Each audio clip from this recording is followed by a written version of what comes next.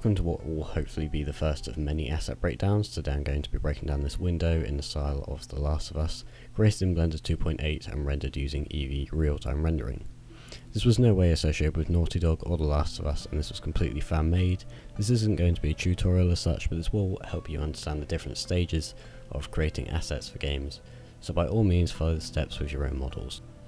So first I searched for some reference and began blocking out the basic mesh, creating the window frame, sill and glaze bar. Thank you Google for teaching me what that actually is. Because this was supposed to look like a game asset, I did a very simple mesh to keep the topology low, literally just blocking it out with cubes and arranging them in a way that looks like a window. I also used a mirror modifier on most of the main frame to make modelling a lot easier. I only had to model half of the window to keep it all consistent and symmetrical throughout the model with a lot less work. Next I did another pass to add a bit more shape to the model, beveling some edges and extruding the centre of the glaze bars to make it a bit more interesting and believable. I also created a really simple wall with a plane so I could get an idea of how big things should be with regards to how far they should stand out from the wall and so on. I also rotated one of those glaze bars 90 degrees and scaled it to create a vertical centre glaze bar. I then used the planks worn texture from Polygon, which is completely free, and started wrapping that onto the object. This is actually the only texture I used on the model on this mesh for this entire project. It uses one wood texture for the entire thing, and I just began mapping that how I thought looked nice. Obviously it's actually a planks texture, but I found it looks nice to use for this kind of thing.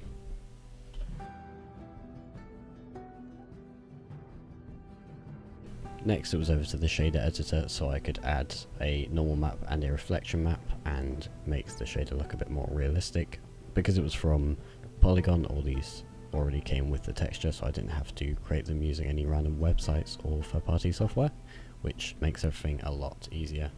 Next I created a cube and scaled it to fit the window frame as a pane of glass, which I used a cube so it would have two pieces of glass like double glazing instead of one plane, which would look very flat and boring. Then I began to create the glass shader.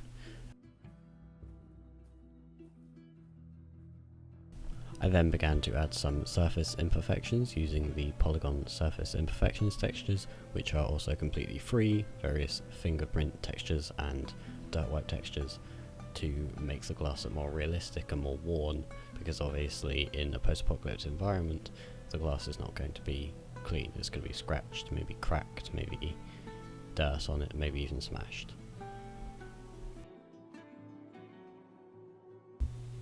After this, the two vertical sides of the window frame were duplicated to create a second, larger part of the frame to add a bit more detail and to just make the model look a bit more interesting. I then rewrapped the UVs for this part of the mesh so it wasn't obvious I duplicated it and just made it look a bit prettier.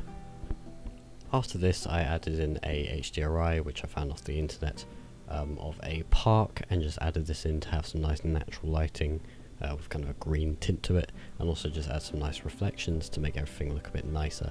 I later added in a sun lamp, but for now all I have added is the HDRI and span around it a couple of times to see how pretty it looks. And it looked pretty nice.